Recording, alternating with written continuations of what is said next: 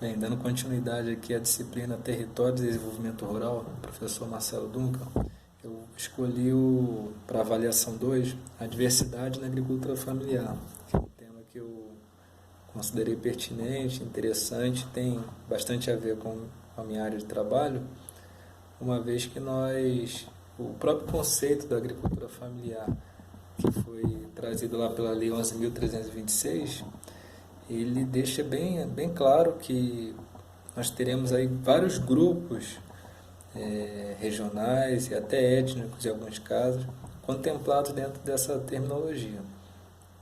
Então a agricultura familiar tem os critérios técnicos, né, do enquadramento, que é o tamanho do imóvel rural, até 4 módulos fiscais, morar próximo ou de fácil acesso ao imóvel rural.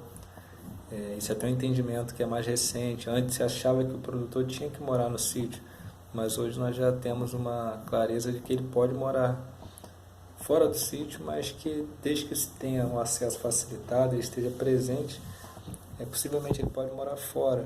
E essas interpretações têm tudo a ver com a diversidade, porque aquele modelo tradicional do produtor que mora no sítio, que só vive daquilo, à medida que a gente se aproxima do século XXI, especialmente das cidades, dos grandes núcleos urbanos, ou melhor, quando a cidade começa a invadir o campo, você começa a ter exclusão de áreas rurais, você começa a observar que tem produtores que estão ali, mantêm o mesmo modelo familiar de trabalho, só que agora, por conta dessas mudanças, talvez um ente familiar tenha uma renda fora, talvez ele já não more mais na área rural, more no núcleo urbano mais próximo, porque é onde ele tem acesso a determinados serviços. E é muito comum também que a esposa do produtor rural não tenha um empenho ali, aquele afinco diário na produção agrícola, mas ela contribui de outras formas e ela tem uma renda fora. É muito comum ter uma professora que o esposo é agricultor, então a renda dessa família, muitas das vezes, a maior contribuição ainda é rural, mas tem uma participação de renda de fora. Em alguns casos, chega a extrapolar e chega a renda de fora a ser maior do que a renda rural. Enfim, tem uma série de possibilidades dentro dessa temática de diversidade da agricultura familiar.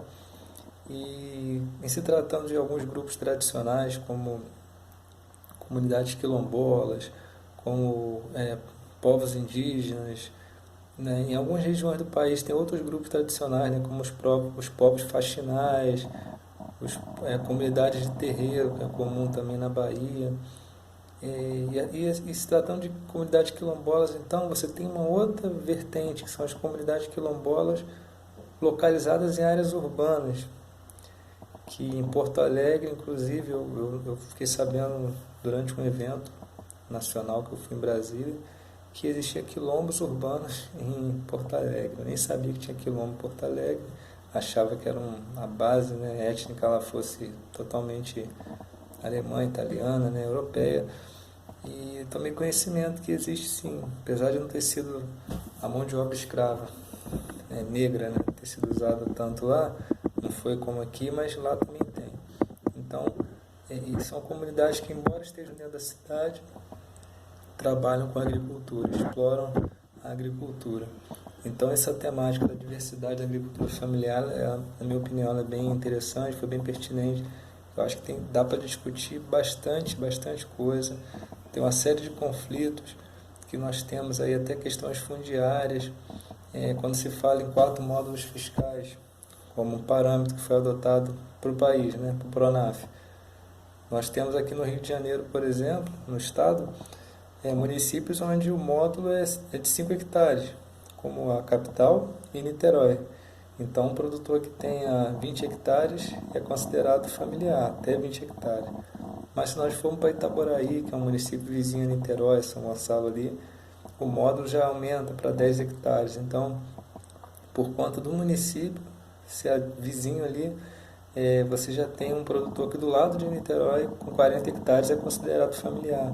Ao passo de que se você for para a região centro-oeste, ou até em Minas, você acha alguns municípios onde o módulo é de 100 hectares. Então, um produtor com 40, 400 hectares também é considerado familiar. Então, essa diversidade, desde da questão fundiária do país, desde as ocupações, da destinação do solo, das culturas mais apropriadas para determinadas regiões, isso tudo influenciou o INCRA na época a estabelecer os módulos rurais e módulos fiscais, e essa estimativa, essa projeção do INCRA nunca mais foi revista, são estáticos, né, esses números, nem tem indicativos de que o INCRA vai rever isso. Isso fica válido aí. Então isso também é uma discrepância quando a gente vê um agricultor familiar aqui no Rio de Janeiro, em média tem 40 hectares, porque o módulo aqui na maioria dos municípios é de 10, 12 hectares. Então em regiões mais do centro-oeste, terras mais de cerrado, para compensar essa baixa fertilidade natural, o módulo fiscal tende a ser maior, porque ele é proporcional à área necessária para uma família se manter, né? Que é o conceito trazido lá no Estatuto da Terra. Bom, então, em relação à diversidade da agricultura familiar, vou parar por aqui porque dá para falar bastante coisa, mas o vídeo já está ficando um pouco longo. Então, no mais é isso, um tema muito pertinente que dá para a gente abordar em várias aulas aí. Eu achei muito boa a proposta. Um abraço.